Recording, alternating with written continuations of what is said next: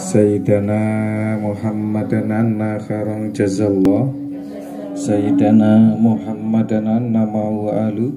Assalamualaikum warahmatullahi wabarakatuh. Waalaikumsalam warahmatullahi wabarakatuh. Alhamdulillahi rabbil alamin. Wabihi nasta'in wa ala umurid dunya waddin. Wassalatu wassalamu ala nabiyil karim Mustafal amin. Amma ba'du, qala ta'ala fil Qur'anil karim. A'udzu billahi minasyaitonir rajim.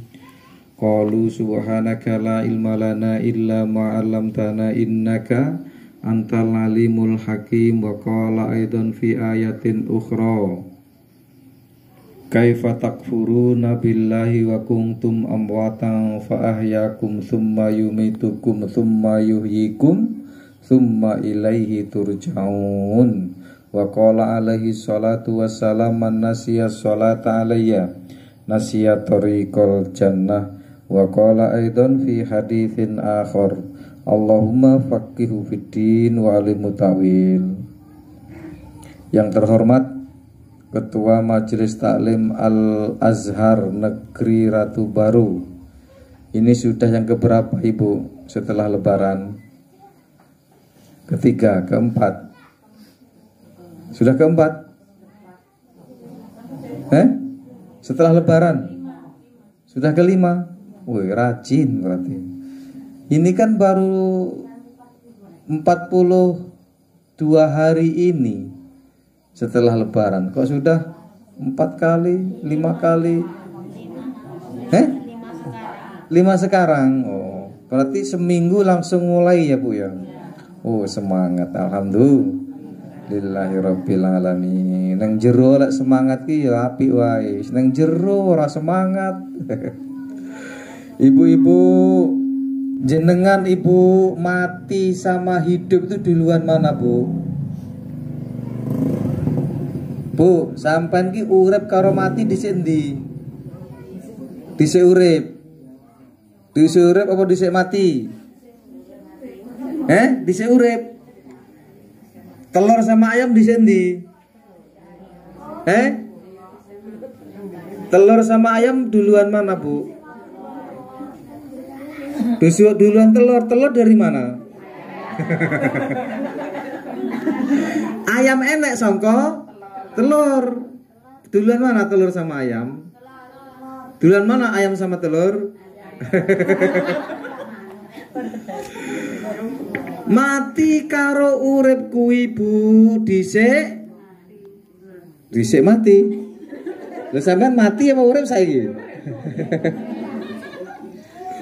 Nah, itu sudah dikabarkan sama Allah di surah Al-Baqarah ayat 28 yang tadi saya baca. Kaifa takfuruna billahi wa kuntum amwata.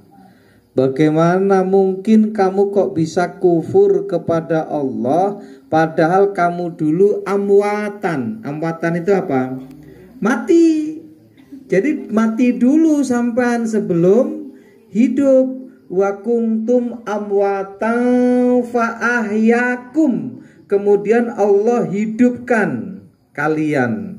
Tsumma yumitukum. Kemudian dimatikan lagi sampai mati. Tsumma yuhyikum. Kemudian dihidupkan lagi. Wa tsumma ilaihi turja'un. Dan kemudian kembali kepada Allah Subhanahu wa ta'ala. Tadi Bu, wa kuntum amwatan fa ahyakum tsumma yumitukum tsumma yuhyikum tsumma ilaihi turja'un. Mati hidup kembali. Di mana ini? Jenengan sebelum masuk ke perut ibu itu jenengan disebut mati, kata Allah. Terus hidup di perut ibu, lahir ke dunia. Setelah itu mati. Kapan mati? Yang jenengan gak lama lagi mati. Kita ini yang sekarang usianya 60 gak lama lagi. Yang 40 nggak lama lagi. Apalagi yang sudah lebih dari 60. Hati nggak lama lagi. Walaupun memang kematian itu nggak menjamin berapa usianya. Kematian juga nggak menjamin karena sakit. Banyak orang nggak sakit juga mati. Orang yang seger kelihatannya tahu-tahu nggak ada. Wong sugih duitnya akeh mati yo enek. Wong melarat mati yo akeh. Wong kelaparan orang mati-mati enek. Iki wong sugih sampai mangan kakean. Malah penyakitan dan lain sebagainya. Intinya ibu bahwa mati itu nggak lama lagi. Kita ini hidup yang kedua ibu, dari mati terus hidup, nanti kemudian dimatikan, kita di alam barzah, kemudian alam akhirat. Berarti bar urip iki engko terus mati, bar mati urip. Nah, urip yang kedua itu urip yang sesungguhnya urip. Urip yang abadi selama-lamanya. Pernah mungkin saya sampaikan fi yaumin kana miqdaruhu alfasanatim mimma ta'udun. Satu harinya akhirat itu seperti 1000 tahun dari tahun-tahun yang kita hitung di dunia ini. Jenengan bayangkan tuh, 1000 tahunnya kita, seharinya di akhirat. Coba bu, jenengan bayangkan lama enggak kira-kira? Setengah harinya berarti berapa? 500 tahun. Seperempat harinya berarti 250 tahun. 250 tahun itu sama dengan berapa? Seperempat hari 6 jam. Dibagi lagi menjadi 2, 125 tahun setara dengan 3 jam. 3 jam dibagi lagi 2 menjadi 62,5 tahun. 62,5 tahun itu setara dengan 1 jam setengah. Umru ummati baina sitin wa sab'in. Umur umatku itu tidak akan jauh-jauh dari 60 sampai 70 saja. Jenengan kalau usianya mati nanti 62,5 tahun, di mata Allah itu baru 1 jam setengah. Saidik apa saidik bu? Saidik banget. Tapi neng saidik iki lho angel wong. Ngopo angel? Setengah percaya setengah ora. Apa iya ya? Ngono. Wong ra gelem sholati apa iya ya? Wong ra gelem ibadah apa iya ya? Hanya apa iya bener berita itu. Nah ini. Tapi sebenarnya kalau kita mau kembalikan, loh, lek memang ora bener ngopo enek mati. Oh ya bu ya. Mati bukan karena penyakit kan bu? Jenengan yakin nggak kalau mati harus ada penyakit? Enggak, banyak orang seger juga mati. Kemana mati itu? Apa iya bar mati terus selesai? Al-Quran ngomong tadi, mati, hidup, mati, hidup. Hidup yang kedua ini bu, yang dipertanggungjawabkan di 1 jam setengah ini. Nah, kita bukan ingin membahas bagaimana mati, tapi bagaimana mempersiapkan kematian. Opo jane sing disiapne mati ki opo bu? Nah, ulama itu berbeda pendapat, tetapi mengerucut minimal pada 3 masalah, 3 jawaban dari apa yang kita bakal bawa ke alam barzah. Kenapa ibu? Alam barzah itu alam kubur. Alam kubur itu ditempatkan di kuburan, itulah jasad kita. Tapi ruh kita tidak di situ bu. Kalau badan kita di kuburan, ruh kita di alam barzah. Barzah itu artinya benteng. Benteng itu artinya dinding. Dinding ki artinya pager. Pager itu kayak pager kaca bu. Jenengan bisa ngelihat dunia tapi nggak bisa lagi ke dunia. Jenengan bisa ngelihat akhirat tapi nggak bisa ke akhirat, belum bisa. Kenapa? Dunia sudah selesai, akhirat belum digelar. Namanya alam barzah. Di situ jenengan bisa melihat keluarga. Misal jenengan banyak harta, kok kemudian nanti anak cucu kita rebutan harta kita. Itu kita ngelihat, Bu. Kita ngelihat dan kita bersedih di sana. Jenengan misal kok amalannya buruk, nanti nerima keburukan terus di sana di alam barzah itu. Makanya sampai di dalam kitab itu disebutkan al-kubur bahrun nadamah. Yang namanya kuburan itu tempatnya lautannya sedih, lautannya nyesel, lautannya penyesalan. Jadi kalau jenengan di dunia ini pernah menyesal, apa paling menyesal di dunia ini apa, Bu? Pernah sampai menyesal semenyesal-menyesalnya di dunia ini yang pernah jenengan rasakan apa kira-kira? Ditinggal bucu, apa nih? Ditinggal bapak Atau mungkin mau pergi ke Lampung, mau pergi ke Jakarta, ketinggalan bis, nyesel nggak itu? Nyesel kan. Nanti Bu jenengan di alam barzah itu nggak ada sak taek kukunya penyesalan jenengan di dunia ini. Saking menyesalnya pengen balik ke dunia. Salah satunya pengen sedekah, salah satunya pengen sholat. Nah, amal apa sebenarnya yang bakal kita bawa ke alam akhirat, yang bakal kita petik nanti di alam barzah? Yang pertama, amal soleh. Apa, Bu, amal soleh? Amal yang baik. Amal yang baik itu amal apa? Amal yang diridhoi Allah. Kenapa kok kalimatnya yang diridhoi Allah? Karena sebenarnya amal baik ini, amal yang baik, yang soleh ini sudah ada rambu-rambunya. Dan rambu-rambunya Allah telah memberikan apa? Ghorizah fitriyah. Ghorizah fitriyah itu apa? Yang ada di antara otak kanan dan otak kiri, namanya chief ketuhanan. Disitulah kemudian nanti berlakunya hati yang wusul kepada ghorizah fitriyah ini nanti melahirkan domir. Makanya Rasul sering ngomong sal domirok, tanya hati kecil. Untuk menjadi amal itu soleh atau enggak, tanya hati kecil. Nah, kenapa hati kecil enggak pernah bohong? Jenengan bisa bohong sama suami, jenengan bisa bohong sama anak, tapi bisa enggak jenengan bohong sama jenengan? Enggak bisa. Mak, ki duite neng ndi ki, Mak? Embuh. Kalimat embuh itu kalau bohong jenengan nolak enggak? Nolak. Anaknya tanya nih, Mak, iki neng ndi ki? Lawe ki wis entek. Misal nih. Padahal ije. Duite ngomong entek padahal ije. Dan lain sebagainya kehidupan di dunia ini. Yang gak pernah bohong apa, Bu? Hati kecil. Nah, hati kecil ini, Bu, yang menuntun jenengan beramal soleh.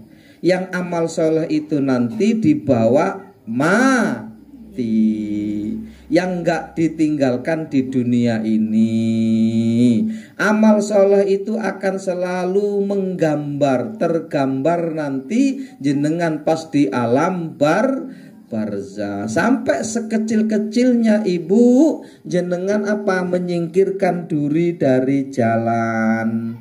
Ada duri di jalan jenengan singkirkan. Dengan niat apa? Agar orang gak kena duri. Itu amal soleh paling ringan. Ketika itu kemudian jalan terus dilewati orang, maka itu nanti akan menjadi amal jariah. Yang kedua apa? Amal jariah. Jadi yang pertama modal kita yang mau dibawa ke akhirat adalah amal soleh. Yang kedua amal jariah. Apa bedanya amal soleh dan amal jariah? Amal soleh itu amal kebaikan, amal jariah itu amal kebaikan yang mengalir. Beda nggak? Beda. Amal yang mengalir, misal jenengan ada pesantren, jenengan bantu bata 1, itu sudah nanti mengalir. ada pembangunan masjid, jenengan nyumbang, itu akan menjadi amal jariah. Jenengan ngomongi orang untuk sholat, sing lanang kok angel men kon sholat, misal jenengan ngomongi sholat terus nanti kok dia sholat, suami jenengan sholat, selama suami jenengan sholat jenengan dapat amal jariah. Jenengan ngomongi anak untuk sholat, itu juga nanti begitu anak terus sholat, maka jenengan dapat kiriman amal jariah. Itu loh Bu. Jadi amal jariah itu amal yang mengalir. Yang mengalir itu apa? Begitu kita menunjukkan mandalla ala khairin falahu mithlu ajri fa'ilihi. Siapa orang yang menunjukkan satu kebaikan, maka dia akan mendapatkan kebaikan yang sama seperti yang melakukan. Enak nggak Bu? Enak. Apalagi masa sekarang ini enak banget beramal soleh. Dengan HP ini Masya Allah, amal soleh bisa cepet. Ada kiriman misal di WhatsApp, kiriman ceramah bagus, tapi juga hati-hati. Di sana juga ada yang nggak bener. Misal sudah bener kemudian kita sharekan ke orang, lalu orang kemudian melakukan dengan yang kita share itu, maka kita dapat amal jariah. Kebalikannya juga ada amal ghairu jariah, amal yang tidak mengalir, justru malah nanti dapat dosa.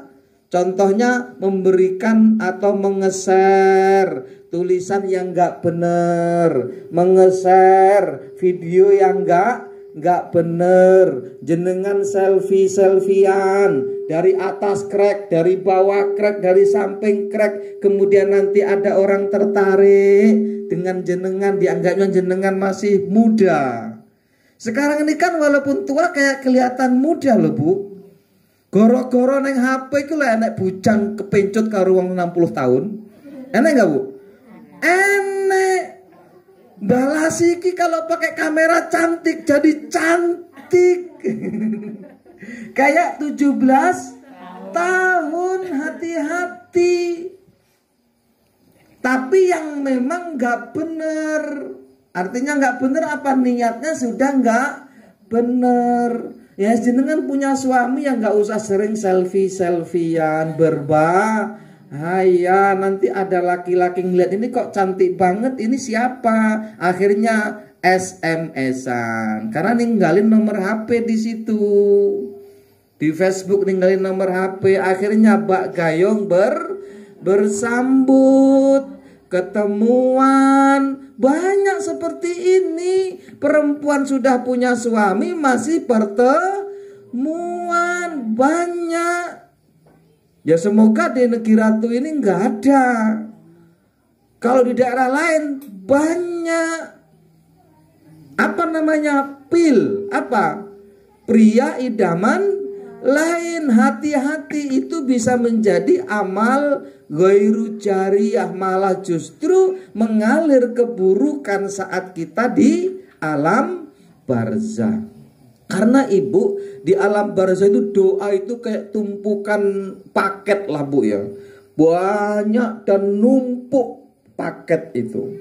Nah orang berebut untuk mengambil paketnya masing-masing kalau sudah ada alamatnya. Ada yang nggak ada alamatnya, makanya sering Ustadz, Kiai itu kalau hadiah Fatihah yang jelas binnya, biar alamatnya jelas nyampe. Di dalam kitab itu disebutkan ada seorang yang soleh bermimpi melihat orang berebut, mencari-cari, mengorek-ngorek yang kayak tumpukan sampah itu Bu. Banyak betul, sibuk orang dimasukkan ke karung. Karungnya penuh, dia berlari, dimasukkan lagi ke mana itu? Ke tempat tas-tasnya dibawa pulang. Begitu sibuknya si soleh yang mimpi ini kok melihat seorang laki-laki nggak pakai apa-apa, nggak mencari apa-apa. Dia hanya duduk ayem saja. Kenapa kok dia hanya duduk ayem? Ditanyalah sama si soleh ini, "Hai fulan, kenapa engkau nggak sibuk seperti orang itu yang ngambil paket-paket itu?" Apa jawab si orang ini, si fulan ini? "Aku sudah cukup kiriman dari anakku. Aku punya anak di pasar Martapura sebelah kanan, di belakang orang penjual bakso sedang jual roti dan mulutnya selalu qomat kamit." Qomat kamit itu apa? Membaca Al-Quran untukku, kata si fulan ini di dalam alam barzah tadi. Lalu kemudian si soleh ini bangun tidur pagi hari, membuktikan benar. Pengen lihat di pasar Martapura sebelah kanan di belakang tukang bakso. Bener, ada penjual roti sedang qomat kamit sambil mendagangkan dagangannya, sambil melayani pembeli. Bener, ternyata ada sesuai dengan mimpinya. Ternyata anak itu sambil membaca Al-Quran dikhususkan untuk bapaknya. Bapaknya nggak sibuk mengambil yang tumpukan-tumpukan tadi. Kenapa? Sudah langsung ke alamatnya, jelas.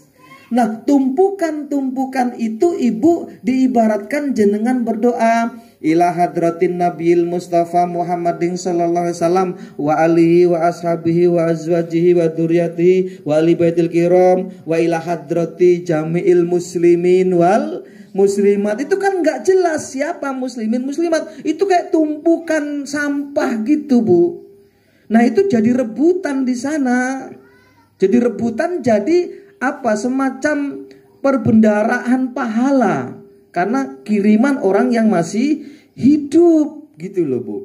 Singkat cerita, setahun kemudian si soleh ini mimpi lagi. Dalam mimpinya dia melihat si fulan yang dulu nggak sibuk, ini sibuk ikut ngambil paket-paket itu. Sampai nggak gubris kedatangan si soleh ini.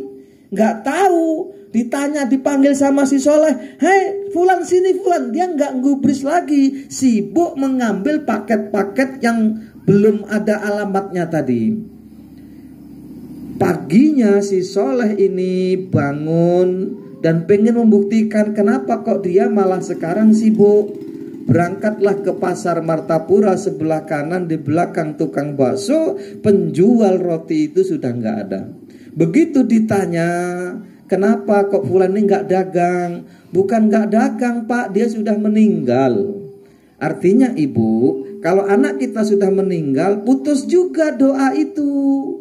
Makanya nanti kalau punya anak meninggal, kita nggak lagi dapat doa orang anak yang meninggal ini. Makanya ada cucu nanti kemudian dia berdoa, mendoakan bapaknya, mendoakan jenengan yang sudah jadi kakek. Masih sampai, Bu, nggak sibuk jenengan di alam barzah itu ngambili paket-paket yang nggak jelas itu, yang nggak jelas alamatnya, minal muslimin wal muslimat. Dan itu juga perlu agar apa? Agar mereka semua di alam barzah itu dapat kiriman doa yang itu mereka bawa, yang itu mereka perebutkan untuk perbendaharaan pahala yang insya Allah lama kelamaan akan menjadi maghfirah, akan menerima ampunan dari Allah Subhanahu wa Ta'ala. Terakhir, apa sih yang kita bawa di alam barzah nanti, di alam akhirat? Adalah apa? Husnul khotimah. Ad-du'a li husnil khotimah, yaitu kita terus berdoa agar kematian kita di akhir ujungnya nanti husnul khotimah. Kenapa? Man kana akhiru kalamihi la ilaha illallah dakhalal jannah. Siapa orang yang akhir kalamnya la ilaha illallah, masuk surga. Makanya kalau jenengan sudah nazak, tahu nazak, Bu? Nazak kuis arepe mati, maka anak cucunya disunahkan untuk membisiki di telinganya la ilaha illallah. Sebutkan Di mana? Di telinganya itu. Tapi jangan kenceng-kenceng, pelan-pelan saja. Istirahat dulu. Semenit kemudian la ilaha illallah. Biar ingat, oh dulu saya pernah baca itu. Tapi selama hidupnya nggak pernah baca itu, ya sulit. Kenapa? Jenengan waktu mati nanti, mau mati itu Bu, jenengan didatangi Nyai Ronggeng. Kalau jenengan memang nyanyinya Nyai Ronggeng terus, jenengan nanti didatangi ibu yang membo-membo ibu. Nah, aku ini ibumu, ikut saya. Kamu gak usah ikut Rasulullah Muhammad, ikut saya. Padahal itu setan. Makanya orang mati itu kan selalu mendolo meripat. Ini apa toh? Wih, menyaksikan nafas terakhir ketika ruhnya pecat dari badan. Dia ingin melihat ruh terakhirnya itu, makanya mendolo ke atas orang yang meninggal tuh. Maka disunahkan kemudian dilap ke bawah, nanti kemudian tertutup Ibu. Nah, ketika mati itu Bu, semua datang nanti. Setan mengganggu, ibrit mengganggu. Kalau kita sering dukun, nanti dukun itu datang nanti untuk menyeret kita, jin datang. Tapi kalau baik kita selalu berzikir, selalu mengingat Allah, selalu sholat, yang datang ya malaikat. Kenapa? Karena annasu yamutuna ala masyu. Manusia itu akan mati sebagaimana banyaknya dia hidup. Kalau banyaknya hidup dia berzikir, nanti ya mati itu ya berzikir Bu. Didengerin la ilaha illallah itu jenengan denger langsung ikut lah. Walaupun diganggu sama makhluk apapun, jenengan denger kalimat dari anak itu la ilaha illallah, jenengan ikut. Begitu nanti ikut nazak set, nyawanya diambil, jenengan dalam keadaan husnul khotimah. Kuwi lho Bu sing jenenge husnul khotimah kuwi. Tapi kalau anak wis ora ngerti kaya ngono, enggak diajari kaya ngono, bapake mati dicarne wae, arep mati dicarne wae.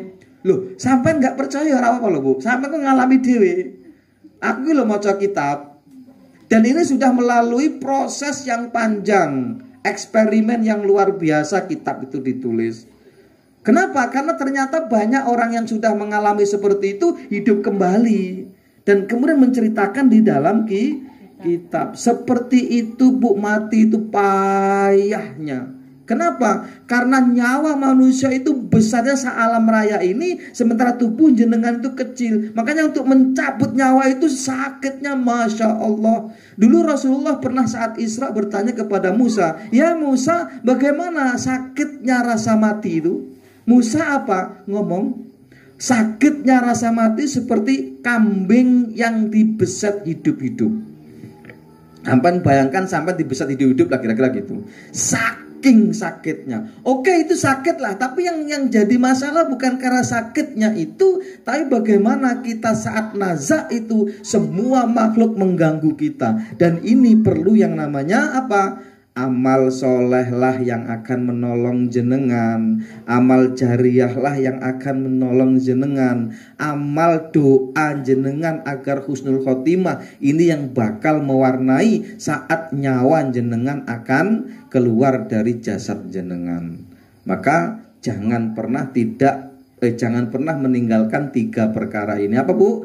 Amal soleh walaupun kecil, mungkin hanya sekedar ngasih makan kucing, ngasih makan tetangga, ngasih makan keponakan, ngirim tetangga, itu sudah amal soleh itu Bu. Amal jariah ya minimal kalau jenengan nggak bisa ngajar ya memberitahu kebaikan kepada orang lain juga amal jariah. Dan terus berdoa ya Allah, setelah saat berdoa ya Allah.